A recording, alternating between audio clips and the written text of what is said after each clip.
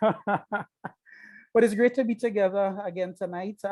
It's good to see the Levines. I hope I'm pronouncing the name correctly. I know that last week, Brian would have mentioned you guys had a bit of a trial that you went through, and obviously you've rallied through it and you've had a lot of support. So I'm really, really happy to see you guys tonight. And even as Bill would have prayed, we really do have a wonderful community. And, just to think that our community is an international one, made all the more possible through Zoom. So it's wonderful. And tonight, I'm actually going to be doing two pillars together.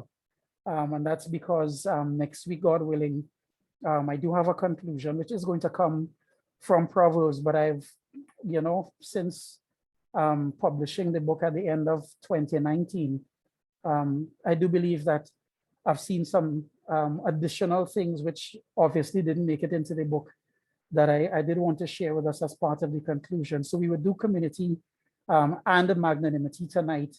And, interestingly enough, that's how it's ended up working out when I've had the privilege of doing this series before. And I really do think that the two pillars go very well together.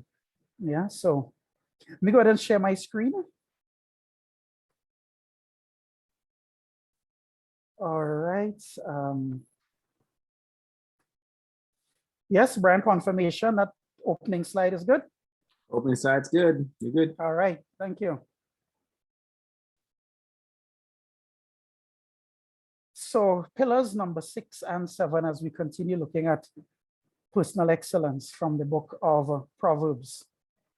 In case you might be joining for the first time tonight, these are the pillars that we've looked at. Everything has come from the book of Proverbs. We have been paying attention to who we are on the inside, really trying to zero in on our inner character and really believing that that's where life really begins. And, all that we do flows from who we are on the inside. So we've looked at humility, integrity, nobility, purity. And last week we looked at the productivity pillar. And as I would have mentioned, the first 4 pillars really do center a lot on the inside. And now we're starting to see the manifestation of that inner growth showing itself in a productive, diligent way of living. And then tonight we're going to talk about, that inner person blossoming and really showing himself and herself in the context of a community. Brian, when I look at a picture like this, there's still a bit of envy. I hope it's godly envy that I have here in Trinidad, because we don't get to do what you guys are doing. You'll get to do face-to-face now, but we're still doing our second vaccinations and all of that. So we still very much online, but that time will come again when we get to see each other face-to-face. For those of us who may have followed the Olympics, and my suspicion is that because of our sister, what's her name again, Sydney, who got the gold medal in the 400-meter hurdle in world record, that may have been the one time that everybody was looking at the Olympics this year. But what's interesting about the International Olympic Committee is that the modern Olympics have been around since 1896, and they've used this Latin expression Citius Altius Fortius, which means faster, higher, and stronger.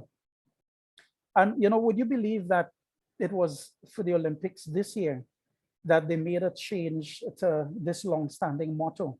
And as you would see from the image on the right of the screen, they've added the word together. Yeah, and so you have over 200 countries with national Olympic committees, sending their athletes every 4 years to the summer games and sometimes and also to the winter games as well. But even in global sport, there's this understanding that we're stronger together.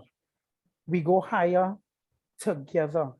We run faster doing 5K obstacles like Brian and they together. If Brian had to do that by himself, he might have given up. But because it's together, if Brian gets tired, everyone is, no, Brian, keep going, bro. Don't stop. there's something about being together that really, really helps to bring out the human spirit. Even in terms of the world of psychology, not that long ago, the Australian Psychological Society, this is just one body of research showing some trends. It says an increasing body of research suggests that loneliness is a bigger threat to life expectancy than traditional factors like smoking, obesity, insufficient exercise, and alcohol consumption. And it's amazing to think that the things that would have shortened our life expectancy, the typical things we consider, like smoking, like obesity, not exercising enough, consumption of alcohol, the psychologists are now saying that a bigger threat to our life is loneliness. And in my reading, I didn't get the impression that this was an issue of marrieds against not being married. I think it's just the case of an identification of the human need for relationships. We were wired that way. And, maybe you have stopped and thought yourself, even, for us in our Christian worldview, God is all community. The Trinity is community. Father, Son, and Holy Spirit, the very nature of God is a community. And so this idea of loneliness as a threat to life expectancy is really a bit of an eye-opener. Proverbs 27, verse 9. Oh, let me just go back on. Yes.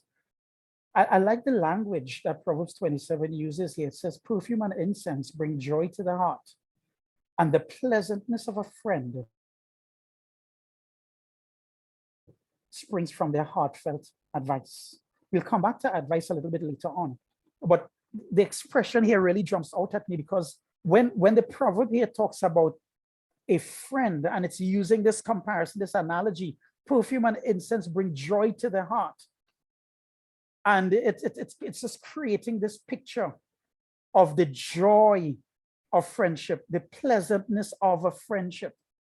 So let's understand that, relationships are a gift. Friendship is a gift. Friendship is something to treasure. And the proverb here describes, especially when we can count on a friend to provide us with advice from the heart, it's described as being pleasant. It doesn't, sometimes our friendships don't always feel pleasant. Don't we have those ups and downs? Don't we go through those hills and valleys in our relationships where it really doesn't feel all of that pleasant? But when we step back, we really understand the joy of relationships. Let's talk about maybe here the quality of relationship. Proverbs 18, verse 24. A man of many companions may come to ruin, but there's a friend who sticks closer than a brother. And I've underlined these two words because the proverb seems to be contrasting companions and the friends. And it even says that having many companions may not necessarily be the best thing. And guys, well, look, this is a mature congregation. Many of us, we were talking a little bit earlier, trying to figure out, Brian, what was the expression we said we needed a teenager to interpret for us? We're slightly old, I'm not remembering now. But the young people live in an age of likes on social media. And this is where the young generation gets validation. How many likes do I have? And we feel like I'm important based on how many likes and how many followers. Yeah, this is the currency. This is the language that we speak nowadays. Proverbs 18 says, hold up a little bit. It may not be that great to have many companions. Don't get too caught up with having lots and lots of people around me, if that compromises quality, for instance. And it says here, but there's a friend who sticks closer than a brother. And I'm sensing from the proverb that there's value in the quality of a friendship. All right, the friend that sticks closer than a brother. And And I think we can relate, different ones of us, to, and our biological and blood relationships vary. Some of us have really, really close siblings, those of us who have brothers and sisters. Some of us, it may be a little bit strained. But we could think about that person who may not be a blood relative, and it's like, wow, this person is like family to me. And I just make the point that real love from a few is better than many likes from a multitude. So it's important for us to see that if we have quality relationships, God has put us in a good place. Proverbs 13 verse 20 says, walk with the wise and become wise, for a companion of fools suffers harm. There's that word companion again. It says, walk with the wise. I've encountered at least two theories when it comes to our environment. I've heard one personal development expert say, you are the average of the 5 people you spend the most time with. Now, guys, if there's truth to that, just take a minute and stop and think, who are the 5 people I'm always around? One school of thought says, hey, you guys are going to be like each other. You are going to rub off on one another. Yeah. Now, I think if we are well entrenched in our Christian community, then we give ourselves a great chance of really influencing one another with wonderful qualities of character. Yeah. Another school of thought says you are the average of all the people that surround you.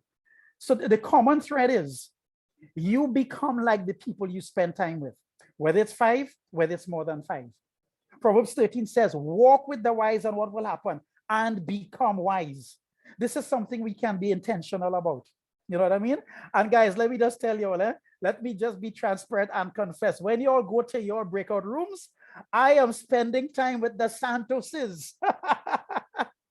And let me tell you, man, I am loving it. It's wonderful. We're getting to reconnect. They're helping my heart. They're helping me work through some of my issues. They're helping me with my parenting. It's like, I want to walk with these guys. Yeah. And it's just been wonderful. It's just been wonderful. I think about, just the wonderful relationship that was built on the mission field in Jamaica, and for God in his grace to allow this. But let me tell you, for me, this is worth spending that extra time. Yeah, because I just think there's so much wisdom on offer. So I'm grateful for that. All right. And I mean, you guys have them all the time, especially, I think is it the North or the Northwest region, Brian? I know it's one of those. I know there's some close names there. The Yeah. North, yes. Yeah. All right. But even outside of the Santoses, I'm sure that there's so many others, I mean, I'm just getting to meet from a distance, Uncle Jimmy the second and Auntie Dorothy. And I'm thinking they probably have so much wisdom to offer. You see, when you get the combination of experience in life together with spiritual experience, that's a winning combination. Yeah. Walking with the wise. Let's take advantage of the opportunities that we have to be around one another, to learn from one another, and to never ever take for granted the community that God has given us. All right. Now, here's a little bit of a warning. All right. In Proverbs 22, it says, do not make friends. Now, imagine if the proverb just ended right there. You'd be like, okay, this seems to be contradictory, but no, it doesn't end there. What does it say? Do not make friends with a hot-tempered person. Do not associate with one easily angered, or you may learn their ways and get yourself ensnared. So it's like, wait a minute. This thing about spending time with other people, there's a flip side to it. If you associate with the wrong type of company, you can actually learn their bad habits. It says, don't make friends with a hot-tempered person. Yeah. Don't associate with one easily angered. You may learn their ways. All right. So there's a sense of also choosing your company well, choosing your friends wisely, and just drawing the appropriate boundary lines. All right. If a particular type of characteristic, could have a negative influence on you. So there seems to be a bit of spiritual discernment that's needed. And you have to love the Proverbs, which, give you It gives you more than one perspective. No one single proverb gives you the whole truth on any particular matter. That's why it's important to, to read it all in context so we can see just the wider truths of divine wisdom. Let's talk about advisors and the community. Proverbs 12, verse 15, the way of fools seems right to them, but the wise listen to advice. Similarly, in Proverbs 19, verse 20, it says, listen to advice and accept discipline, and at the end, you'll be counted among the wise. The first part of Proverbs 12, 15 is really sobering. The way of fools seems right to them. Look at this other verse, which is very similar. There is a way that seems right to a man, but its end is the way of death. And that's why I put that aside here, get others involved. Do you see the danger here of independence? Yep, that is not properly channeled. Imagine you could be completely convinced that what it is you want to do is the right way. And the proverb says, guess what? That can kill you. Yeah, you're convinced. All right. You are convinced this is the right way to go, but it can end up killing you. So we can't trust our, if we have an independent spirit. Proverbs says, hold on a little bit here. All right. Get some wise people around you. All right. Be counted among the wise by listening to advice. Get some other input, because we can be very, very sincere about a particular pathway, which could be completely destructive. Yeah. So I think that interplay of this, I think there's healthy independence, but I think the interplay of independence and interdependence really, really gives us a better chance of just producing a godly outcome. Proverbs 20, verse 18. Plans are established by seeking advice. So if you wage war, obtain guidance. And the fact that this proverb talks about seeking, it means that there's a lot more intentionality there. It's not something that just kind of happens by the way. Somebody just, initiates or shares with you. This is just a very conscious effort. I'm going to get others involved in my decision making, and I just think, again, we really do have an opportunity in our community to get just great input. And let me just mention, by the way, as well, too, this is just personal opinion. So, when I'm sharing personal opinion, you're free to reject it. But, Michelle and I have really taken on, within our family of churches, we have discipling relationships, mentor relationships, what we call them. And my wife and I really believe that, having multiple relationships in an intentional way really makes a difference. My own observation is that in the past, sometimes we expected one couple to be experts on everything. And if you know what I mean, Brian and Michelle are awesome. So you know what? They're going to give us advice on finances, on parenting, on marriage, on real estate, on law, on music. It's like, and sometimes we do that. Sometimes we expect this one couple to just kind of like know everything. It's like, no, maybe we need to mix it up a bit. And we're not talking about jumping around from one couple to the next, in seeking advice. Let me just keep seeking advice until I hear what my itching ears want to hear. No, we're talking about the fact that, there's so many gifts, so many skills. And perhaps, even in our discipling relationships, we may think, hey, maybe 2-3 couples I'm going to have in my life, maybe one in particular, they're going to be the ones to help me with my marriage. Or maybe I'm a single parent, or maybe I'm a single, maybe I'm a widow. All right. And I'm going to have one particular relationship to really help me with that. But then there's another brother or sister who's really, really great in their devotional times. And that brother or sister, I'm really going to reach out to them because they're going to help me to walk with God more closely. They're going to help me with my spiritual disciplines, so just something to consider. But I think the principle is that's just one way of implementation. But the idea is getting a lot of people involved, seeking the advice. So that means the onus is on you to go after it. Here's a passage in Proverbs 6, which talks about the community. It's one of the what they call numerical proverbs, and you've probably seen them. There are 6 things the Lord hates, 7 that are detestable. Later on in the Proverbs, you'll see, there are 3 things, that amaze me: 4, 3, 4, 6, 7. And what some scholars in the wisdom literature have suggested, when you see a list like this, they say pay attention to the last thing on the list. The last thing on the list may be the point of emphasis, and the other things coming before in the numerical list are building towards that. And I find that useful. So let's take a look at this. What are these 6 things the Lord hates, 7 that are detestable to him?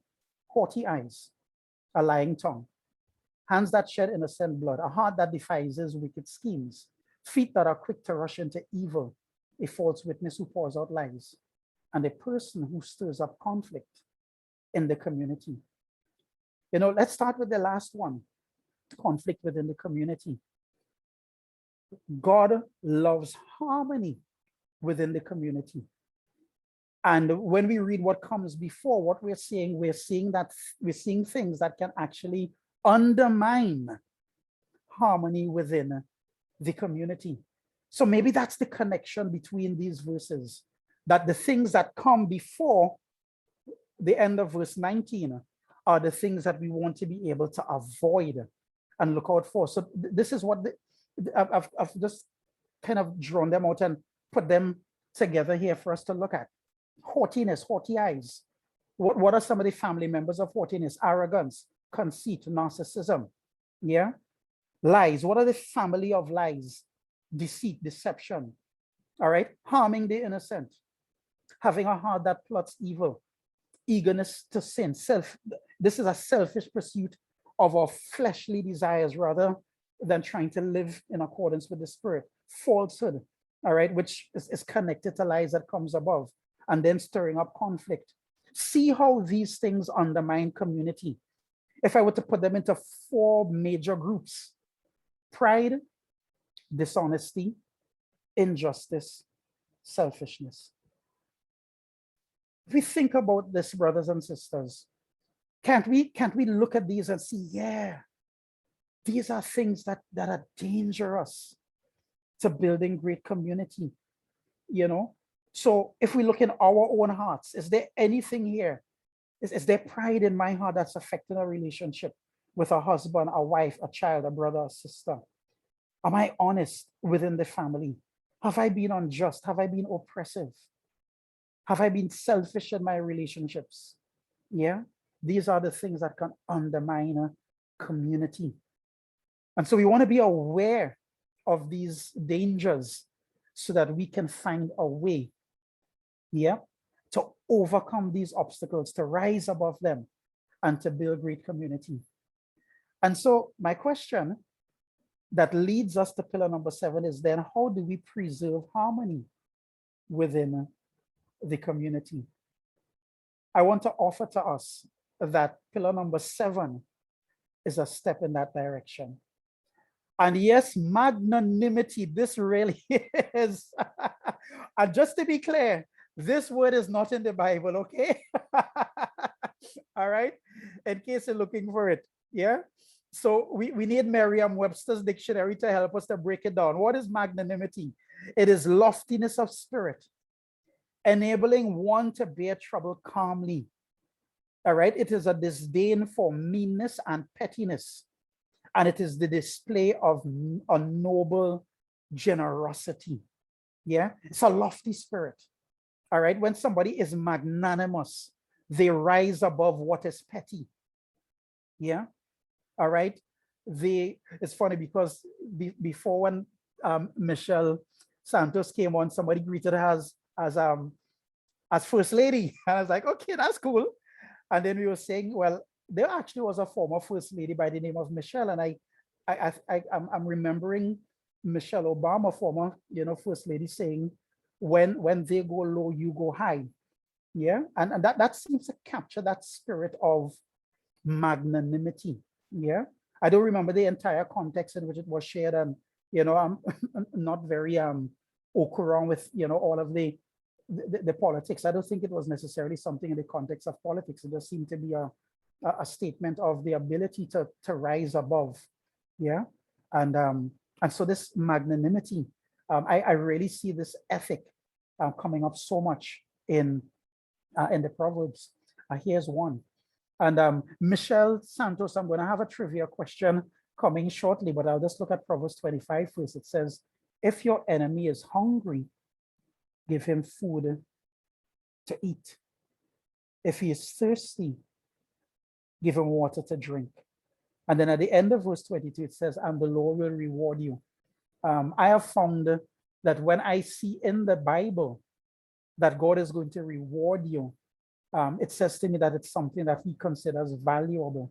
And I try to pay attention to it. And so the ethic here is, it's a magnanimous spirit. If your enemy is hungry, you give him food to eat. If he's thirsty, you give him water to drink. It says, it doesn't matter how you treat me. I'm going to be kind to you. I'm going to be generous to you. So that my response to you is not contingent on how you have treated me. Yeah? And it's powerful. It reminds me of 1 Peter 3, 1 Peter 2, the end of 1 Peter 2. Jesus going to the cross. When they hurled their insults at him, he did not retaliate, no threats. A magnanimous spirit, going to the cross with a sense of class and dignity. And you know, there's an entire section from earlier on in 1 Peter 2, where it talks about, you know, how slaves should be with their masters. All right. And even if you're not being treated well, you know, you still show proper respect. Yeah. And then it moves on to this passage with Jesus, and then it goes into husbands and wives. It says wives in the same way. And then later on, it says husbands in the same way. And running through 1 Peter 2 and 3 is this spirit of, it doesn't matter how others treat you, you be righteous. This is challenging, brothers and sisters. This is a real upward call, but it places the onus on us to be magnanimous. And sometimes you want to say, well, that other person made me do it. Sometimes we even say, sometimes we blame the devil. I don't know if you all say it in Orlando as well, too, in the Caribbean. They say, the devil make me do it.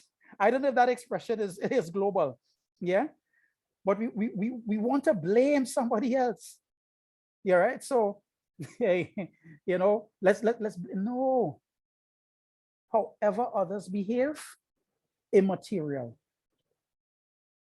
If we are tuned in to God's way of doing things, then we will decide, I'm going to do what is right. And if you were mean to me, I'm still going to be kind. If you said something hurtful to me, I'm not going to retaliate with my words. Michelle, my trivia question is this. Can anyone think of any similar teachings in the New Testament? I've already shared 1 Peter 2 and 3. Can anybody think of any others? And I invite you to place it in the chat. Michelle, over to you, please. I got it. Thanks. The Good Samaritan. Okay, this is in Luke, Good Samaritan. Nice. Matthew 5, pray for those who persecute you. Yeah.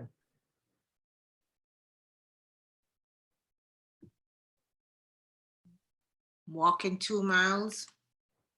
Going the extra mile. We have a couple here from Sermon on the Mount. Stephen in Acts, Proverbs 25:22. Stephen in Acts. That's Romans beautiful. 12:20. Romans 12:20. Whoever put Romans 12:20, let me share with you. Paul actually quotes this exact Proverbs 25 in Romans 12:20. Right? So while everybody, I think, Brian, everybody got an A, but that person got an A+. I don't know. Now it's all A's. Let's work with those. Those are some great, you know, and I appreciate those that came in. So Romans 12 is actually quotes Proverbs 25 directly. Yeah. The person who shared about Stephen, it's absolutely correct. In Acts 7, Acts 8, you know, just when he was dying, I mean, very similar to Jesus, you know, Lord Jesus, receive my spirit. And it's a very similar, don't hold it against them, you know, at the point of death. All right. Really, really great. Michelle, did some more come in? Matthew 5, but love your enemies. Yes. All right. We had Matthew Jesus 5. being Sorry. caught in the crowds of Pharisees, turn the other cheek. Yeah. Luke 23:24, Matthew 5:39, Galatians 6:10. After you have opportunity, let us do good to all people. Yeah. Especially to those who belong to family of believers. Matthew Yes. 5:20. Yeah. Excellent. So we have quite a number coming from the Sermon on the Mount. All right. Jesus actually saying, pray, love your enemies and pray for those who persecute you. And then right after that, he says, be perfect as my heavenly Father is perfect. And you guys may be aware that word perfection used in the New Testament often means mature. It's the Greek word teleos. Yeah. And in Matthew 5, Jesus is saying, this is actually a sign of spiritual maturity. Be like my Father in this way. Yeah. It's the ordinary person can retaliate, but it takes a level of spiritual maturity. It takes a level of teleos to pray for those who persecute you and to love your enemies. It's a really high calling. Proverbs 18, verse 19. A brother wronged is more unyielding than a fortified city. Disputes are like the barred gates of a citadel. Haven't we seen this before? And let me say this, haven't we sometimes been this before? Have you been hurt? Have you been hurt in the church and have felt like, and there's a psalm that talks about it. You see, if it was somebody outside the church, you didn't know better, I could take it from them. But you see, when you hurt me in the church, it just seems so much more painful because we feel like they're supposed to know better. You're a Christian. You say you follow Jesus, or you still do that. A brother wronged is more unyielding. Guys, this, if we don't deal with our hurts, we can put up some serious walls. Those walls are so high, people can't break through. Yeah. And this is where this magnanimous spirit comes in, the ability to not hold on to the wrongs. And I mean, I'll share with you openly, this is one of the things Brian and Michelle have been helping me with. I've just been sharing with them just a couple of relational challenges just back here in Trinidad, and this, just trying to give me some counsel and perspective. Yeah. Just to be able to be godly, because this is a real issue for us. Here's one of the really, really challenging ones from Proverbs 19. It says, a person's wisdom yields patience. It is to one's glory to do what? To overlook an offense. Overlooking an offense. A person's wisdom yields patience. These things go together. Wisdom, patience, and the grace to overlook an offense. It actually is considered to be glorious. I wonder if we have had battles and squabbles where we look back and we think to ourselves, I could have left that one alone. Married couples, have you had a fight with your spouse? And when you look back and you thought, wasn't worth it. My relationship with my spouse is so much more important than winning this fight. Why did I even go there? And my wife wouldn't mind me sharing it because we shared it before publicly very early in our marriage. We had these two pet peeves, right? When I would after work, I would leave my shoes and my socks. I just kind of just leave them somewhere in the room. All right. And whether Michelle would trip on the shoes or something like that, it just wasn't a great thing to do, especially as a young husband. It wasn't really very tidy of me, very considerate. And then for me, Michelle would open maybe a cupboard and she wouldn't close it back. They think there might have been a time or two where maybe I hit my head on the cupboard. And we would go at each other, close the cupboard, pick up your shoes, close the cupboard, pick up your shoes. We realize this isn't making sense. So guess what? I started to close the cupboard and she started to move my shoes. Like, are we going to get into a fight over this? Just move. Tyrone, just close the cupboard. Michelle, just move the shoe. And we're not saying we just need to be inconsiderate, but in growing, we realize our harmony was much more valuable than pointing out the other person's flaw. Yeah. And so this idea of overlooking an offense, I don't think it's suggesting suppressing things in your heart and bottling things up, but just the discernment to say, I can leave that one alone. I don't have to pick a fight with that one. Proverbs 12 verse 16 says, fools show their annoyance at once, but the prudent overlook an insult. Yeah. I'm not going to get angry right away. I'm going to leave that alone. That fight is not worth it. My relationship with you is so much more valuable. I'm going to leave it alone. We're moving towards the finish line. Have you heard of the Amish community before?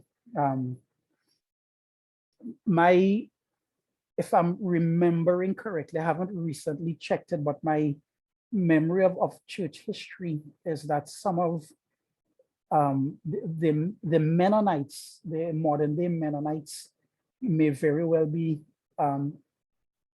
descendants of the Amish in terms of thinking of some of the denominational groups that may be connected with the Amish historically. You all may very well remember back in, I think it's called Nickel Pines, I don't know if I'm saying the name correctly, in Pennsylvania, back in 2007, where we had the tragedy with the milk truck driver who had actually shot and killed, it was about 5 or so young girls, all right, there in Pennsylvania. Really, really sad situation. And what would have happened is that the Amish community, some of the funerals for the young girls happened one particular day, and then the funeral for the killer, all right, happened the very next day. What was this quite amazing, and books have actually been written about the Amish, is that some of the Amish community actually attended, all right, the burial of the killer. And yes, I'm actually talking about this is the same community who had lost their young princesses, all right, and had buried them the day before. They actually went to the burial to comfort the widow, because they thought, you lost your husband. So let me come and comfort you. And they are hugging the widow, hugging the members, all right, of the widow's family. Yeah. And in addition to that, the Amish community actually donated money to the widow's family, because they also realized that their breadwinner had died and they're probably going to need some help to get going again. And I don't know about you, but every time I read about it, remember it, reflect on it, it's just very, very convicting to see human beings with the capacity to offer that kind of grace and forgiveness in the height of such tragedy. And I'm very challenged by their spirit. I really do believe that it really does reflect this magnanimity, this ability to forgive, in circumstances like that.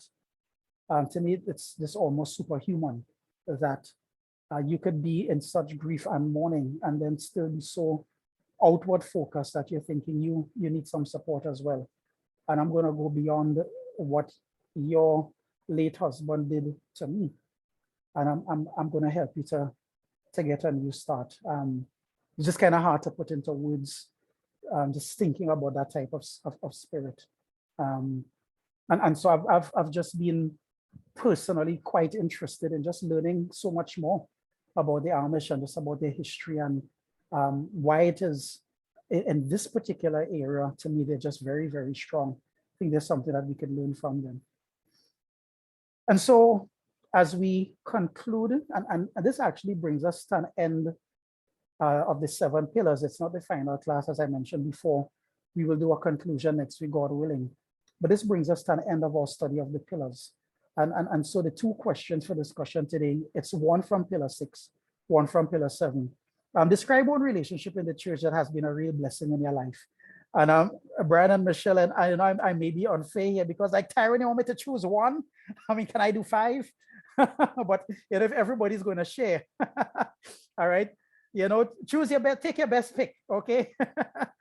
And then the second question is, what for you is the hardest part of overlooking an offense? I mean, and maybe for you, it may not be a struggle, but